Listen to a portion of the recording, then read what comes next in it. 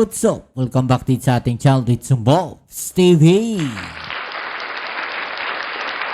Alright, so tayo babalik muli mga babayan. At ito, grabe, pag-usapan natin ito pong balita na to mga babayan, na kung saan, nako, etong mukha pong etong si Leviste mga babayan, no, na tinatawag nga nila na si Kong Ngao Ngao daw po mga babayan, ay susunod po dito kay Congressman Barsaga, o tinatawag na si Congressman Meow Meow. Okay, so ayan po, nakikita ninyo sa inyong monitor screen ngayon ng news update mula sa ABS-CBN News. Sabi po dito sa page ni Marcos Youth Party List mga babayan, sabi daw po dito sa balita, no, Ridon says serious questions surrounding the alleged unlawful acquisition of the so-called Cabral files may warrant the filing of an ethics complaint versus Leviste mga babayan. No, yun daw pong pagkuha ng Cabral files na itong si Leviste mga babayan ay posible pong magdulot, no, ng pagkakaroon po ng ethics complaint netong si Leviste.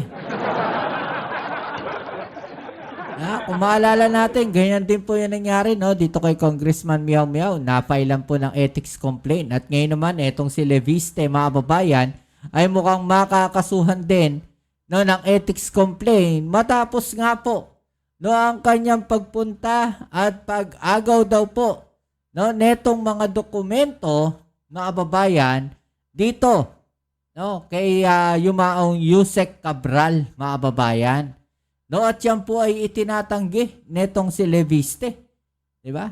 Alam nyo, uulitin natin yung tanong mga babayan, bakit ngayon lang yan nilabas ni Leviste? Bakit ngayon lang talaga tinututukan nila Leviste yung files na yan? No, yung Cabral files na yan. Ngayong namatay na po etong si Cabral. Wala na. Hindi na makakasagot si Cabral. Diba? Hindi na niya maididepensa yung kanyang sarili, mga babayan. At ito na nga po yung mga usap-usapan ngayon. Pero, sinasabi po ni Leviste, no, na legal po yung kanyang pagkuha mga babayan. Okay? So, paano po magiging legal yung kanyang pagkuha kung ang mismo mga staff ng yumaong si Yusek Cabral ang nagsasabing ito po ay inagaw o kinuha niya ng parang puwersahan po sa opisina ni Cabral. Okay? So, paano natin sinabing puwersahan mga babayan? Yun po yung ayon doon sa mga staff. At balikan po natin yung balita na yan mga babayan mula po dito sa GMA. Ito po yan, no, puwersahang nanguha ng mga dokumento si Representative Leandro Leviste ayon sa staff mga babayan ni dating DPWH Yusek Cabral. Puwersahang nanguha daw po ng mga dokumento etong si Representative Leandro Leviste mga babayan. Kaya nga po posibleng siya po ay makasuhan, no, ng ethics complaint, no, dahil po sa kanyang ginawa na yan. At ito pa nga po yung sinasabi ni Leviste mga babayan na tila nagpapasalamat pa siya sa DPWH. Pero panoorin muna natin itong balita na to mga babayan, no, para mas maintindihan natin kung paano nga ba niya, no, na-attain o nakuha yung mga dokumento na yan. Alright? Let's go. Tugma sa record ng fingerprints ni dating DPWH Undersecretary Catalina Cabral ang bangkay na natagpuan sa Cannon Road. Ayon sa PNP Forensic Group, ikinwento naman ng dalawang staff ni Cabral ang puwersahan umanong pagkuha ni Batangas Representative Leandro Leviste ng mga dokumento sa kanilang opisina na itinanggi ng kongresista. Yan puwersahan daw pong kinuha yung mga dokumento sa opisina ni Cabral mga babayan. May unang balita si Joseph Moro. At yan po ay ayon mismo doon sa staff, no, ni yumaong Yusek Cabral mga babayan.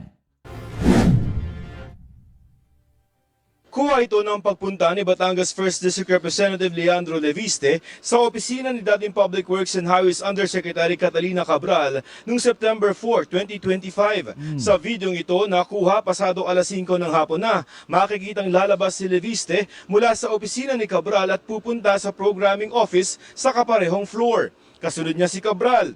Sa isa pang kuha ng CCTV, lalabas sina Cabral at Leviste mula sa programming office. Si Leviste may hawak na mga papel habang tila may ipinapaliwanag sa kanya si Cabral. Ito yung opisina ni dating DPWH Undersecretary Catalina Cabral dito sa DPWH Central Office. Walang CCTV sa loob at ayon sa mga staff na nakausap natin, ang hindi nakita sa CCTV ay yung mga naging aksyon ni Batangas Representative Leandro Leviste kung saan may hinahanap siya ng mga dokumento kay Cabral. Parsahan o manong nanguha si Leviste na Puwersahan nanguha si Leviste. Sabi dito mga babayan, puwersahan ha, hindi po ibinigay ng kusa. No, iba yung puwersahan sa kusa. Pag sinabi nyo puwersahan, gumamit ng force, gumamit ng puwersa, mga babayan. Hindi po ibinigay yan ni Cabral na nag-uusap lang sila na maayos at parang lumalabas po dyan, hindi yan ibinigay ni Jose Cabral, no, ng kusang loob, mga babayan. Puwersahan po yung sinasabi dito ng balita. Mga dokumento at kumopya ng mga files sa computer sa opisina ni Cabral at programming office. Hiniling nilang itago ang kanilang pagkakakinlanlan dahil sa takot para sa kanilang seguridad. Ayon kay Kim, hindi niya tunay na pangalan, hinahanap ni Leviste kay Cabral ang mga proponent o pangalan ng mga mambabatas para sa mga proyektong nasa General Appropriations Act o GAA ng 2025. Nakita po namin sa loob, parang si Kong po, kuha siya ng mga dokumento. Hawak niya po yung phone niya, tapos binivideohan niya po lahat ng mga papel. Tapos si ma'am po, parang Kong, wag naman, ano po bang kailangan niyo, prepare naman na. Okay, so sabi daw po ni Cabral, wag naman, mga babayan. No? Ibig sabihin, hindi kusang loob yan. Kasi kung kusang loob mong ibinibigay yung mga dokumento na yan, mga babayan, no? Kusang loob na ibinibigay yan ni Cabral, no? Dito kay Leviste, walang ganong salita. No? Na wag naman, mga babayan. Di ba? Kung kusang loob yan, walang ganong salita. May ganong salita kasi hindi alam ni Cabral na nagagawin yun ni Leviste. Ganon lumalabas po dito sa balita na to, mga kababayan. Ha? Yun po yung sinasabi dito nung staff. Yun po yung kanyang nakita. Tapos, that was the time na medyo tumaraas na po yung boses ni Kong. Nako. Ang sabi niya po noon na, bakit may tinatago ba kayo? May isang pagkakataon ding nasugatan si Cabral dahil sa pakikipag-agawan ng dokumento kay Leviste. Pagkapasok po namin, naalala ko po, yung kamay ni ma'am nakaganon, ang dami pong dugo sa damit niya, yung ibang papel po nun meron mga dugo din. Si Kong nagvi-video lang po. Nagtuloy-tuloy lang siya nagvi-video, nagtitake ng pictures. And then, doon na po kami nakiusap kay Kong na baka Kong pwedeng huwag naman ganito. Huwag naman. Kasi may sugat na po si ma'am. Dito, 'Di ba? Kung hindi persahan yan, mga babayan, o walang nangyari persahan diyan, paano magkaasugat si Cabral? Which is dapat maipaliwanag. Dapat din siguro makita yung video na yon, mga babayan, no? Na sinasabi. Yung video po ni Leviste, yung sinasabi po ng staff. 'Di ba? Dapat makita po yon. makikita na tila may bandage na sa kamay si Cabral habang may kausap ito sa telepono. Para daw mapayapa si Leviste, iniutos ni Cabral na bigyan ito ng kopya ng listahan ng National Expenditure Program at GAA na nakalagay ang pondo sa mga distrito para sa taong 2025. It doesn't necessarily mean po na sila po yung nag-propose. Kasi kami, pinaplatnan namin kung ano talaga yung nasa official document, kung how much talaga ang napunta doon sa district na yun, sa NEP and sa GAA. Hindi yan yung request. Ni... Request ng mga congressman, mga kasingit niya. Hindi po. Hindi po. Kung ano sa... Kung saan located yung project, Bawa, Province A. oh yes. Kung saan talaga located yung project, doon naka-lodge yung allocation na. Pero dahil natagalan ang pagpiprint ng dokumento, pinuntahan na ni Leviste ang opisina kung saan ito piniprint. Doon daw, sa pilitang nangopya ng mga files galing sa computer si Leviste. Umupo po doon si Kong. Tapos nagkalikot-kalikot na siya ng mga ng mouse, ng keyboard. Sinabi ko naman po na Kong, wag naman ganito. Umabot pa nga po ako sa point na sabi ko, Kong, empleyado lang kami, baka pwedeng wag naman kami inamay. Nakikita ko na po si Ma'am nanginginig na siya, tapos tumitingin siya sa amin. Tumigil na lamang daw si Leviste nang dumating si Cabral. Pasado alas 6 ng gabi, umalis si Leviste sa DPWH. Yun na nga mga babayan eh, 'di ba? So bakit kailangan niyang gamitin yung mga computer? 'Di ba? As if naman na may magagawa itong mga staff na to ay kongresista siya. Takot lang ng mga staff na 'yan, 'di ba? Kung ano yung gawin ni Leviste ron, malamang hindi gagalaw, hindi kikibo yung mga staff na 'yan. Matatakot siya sa kanya. Kongresista 'yan eh. 'Di ba? So, ang tanging magagawa lang nila is makiusap. 'Di ba? So, wala sila nagawa, kundi hayaan na lang si Leviste na gawin yung dapat niyang gawin. No? So, again, makikita natin, walang authorization. 'Di ba? Walang authorization mula kay Cabral, mula doon sa mga staff. Dahil pinipigilan siya eh. 'Di ba? Walang authorization. Pag walang authorization yung pagkuha mo sa isang bagay, isang impormasyon o isang dokumento na ganyan, ano pong tawag doon? 'Di ba? Ano pong tawag doon sa pagkuha mo ng ng isang bagay na walang authorization? 'Di ba? O kayo na ho sumagot niyan, mga babayan, diyan sa comment section. Nagdesisyon daw silang magsalita ngayon dahil sa ginagawa na rin ni Leviste. Ayon kay Leviste, pumunta nga siya sa opisina ng Cabral pagkatapos niyang puntahan ang isang assistant secretary ng DPWH. Itinanggi ni Leviste na nakipag-agawan siya ng mga dokumento kay Cabral. I vehemently deny na may inagawan akong Yan, dinideny na niya yan, mga kababayan. Diba? Siyempre, aminin niya ba yan? Siyempre, i-deny niya yan. No? Sabi nga po niya dito, no, sa isang, sa kanyang posting, mga kababayan, nagpasalamat pa siya, no? Dito sa DPWH. Leviste thanks DPWH for confirming authenticity of Cabral files. Where, in fact, wala naman pong kino-confirm ang DPWH. No? Na authenticated po yung Cabral files. Mga babayan, I vehemently deny any allegations that I illegally obtained files from DPWH and also thank them for confirming the authenticity of the files that were given to me on September 4 with the approval of Secretary Vince. The timing of DPWH saying this now about an event months ago is suspect and only raises questions on why DPWH doesn't just release all the files if there's nothing to hide. So, binabaliktad niya pa ngayon yung senaryo, mga babayan. No, binabaliktad niya pa ngayon, in short, yung senaryo. Bakit kamo? No? Ang sinasabi niya dito, DPWH confirming the authenticity of the files that were given to me on September 4 with the approval of Secretary Vince, which is, sabi nga ni Secretary Vince, hindi niya inapprove. No? At hindi rin ina-authenticate ni Secretary Vince yung files na yun. Diba? Hindi yung files ina-authenticate ni Secretary Vince. Ang ina-authenticate ni Secretary Vince ay yung pagkuha niya ng files. Hindi yung mismong files. Anyway, i-discuss natin yan, no, doon sa susunod nating vlog, mga babayan. I respectfully urge the DPWH and Congress to focus on supporting the admin's campaign to investigate alleged corruption in DPWH. Okay? Secretary Vince and Ari Perez also met with Congressman Gardiola outside the office this year. Okay? I understand that many politicians and contractors under investigation may be upset that I am sharing evidence that can aid in investigation, and I ask the investigators disclose their connections with people under investigation given my published partial findings on their links to contractors. So gumagawa siya ng sarili niyang investigation, mga babayan. In short, no? In short, pumapapel. No? In short, nagpapalapad ng pangalan.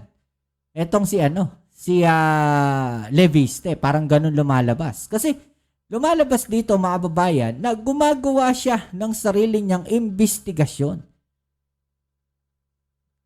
No? Diba? Gumagawa siya ng sarili niyang investigasyon.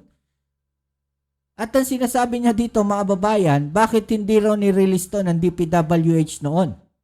Bakit hindi mo rin yan inirelease noon pa? Yun yung lagi natin tanong. Sabi dito, malamang maagang makakasuhan itong si Leviste. Batang-bata ka pa boy para ma-expose ang sarili mong kalokohan. Ang lakas ng feeling privilege kasi biruin mong mang-agaw ka ng files mula kay yumaong Yusek Cabral mismo. Baka ikaw pa ang isang dahilan kung bakit lumala ang depresyon ng tao. Yun ang sinasabi natin. No? Baka itong si Leviste pa ang isa sa naging dahilan ng ginawa. No? Na itong si Yusek Cabral mga babayan. Ano sabi dito? Kaya lang natin ha. Nakita po namin sa loob. Parang si Congressman Leviste po, kuha ng mga dokumento. Hawak niya po yung phone niya tapos binibidyoan niya po lahat ng mga papel. Okay? Tapos si ma'am po parang, Kong, wag naman. Ano po bang kailangan ninyo? Piniprepare naman na. Tapos that was the time na medyo tumataas na yung boses ni Kong. Ang sabi niya po noon, bakit may tinatago ba kayo? Public documents lahat to. Dapat hindi nyo to tinatago sa akin. Dapat binibigay nyo to sa akin. Bakit ibibigay sa kanya? Yun yung tanong doon. Bakit kailangan ibigay sa kanya? Kung public documents yan, bakit hinawakan at itinago mo rin? Again, we're not attacking Leviste ha. Hindi natin inaatake si Leviste. No? Nagtatanong lang tayo. At same thing, ganyan din yung tanong ng mga kababayan natin. At hindi lang ako yung nagtatanong yan ng mga vlogger. Maraming vlogger ang nagtatanong yan. No? Isa lang yung katanungan. Bakit hindi mo yan inilabas noon kung sinasabi nga ni Leviste na public documents yan? Kung isinasabi niya dito mga babayan na dapat hindi yan tinatago. Dapat inilalabas. Bakit itinago niya rin ng ganong kahabang panahon? I vehemently deny may inagawan akong dokumento from Yusek Cabral at ang tanong ko po, bakit ngayon lang yan sasabihin kung totoo man yan? Bakit ngayon nyo lang din yan nilabas kung totoo man yan? All of this were with the authorization of Secretary Vince kasi muli andun nga po si Yusek Cabral, on the phone naman si Sec Vince. Wala naman nagsabi sa akin na wag mong gawin yan. So sinasabi niya na si Secretary Dizon daw po, alam yung mga nangyayari na yon. No? Ano sabi ni Secretary Dizon? Legislative district breakdown absolutely, pero yung pagnakaw niya ng file sa computer, walang imprimatur yun. Yung nakipag-agawan siya ng papel kay Cabral, walang imprimatur yun. Of course not. Why would I give that imprimatur? Diba? So, ibig sabihin, walang sinabi si Secretary Dizon na gawin yun. Diba? Hanapin natin sa Google. Okay, so para sa kalinawan po ng ating mga kababayan, ano po ba yung imprimatur? Sabi po dito, mga kababayan, official approval of something or permission to do something. Something of the largest investment bank, sample po ito, also provide an imprimatur of business respectability on the borrower. Okay? So parang ano po yan, official approval of something or permission to do something. Yan po yung ibig sabihin dito mga babayan. Hindi po tayo nag-iimbento ng salita ha.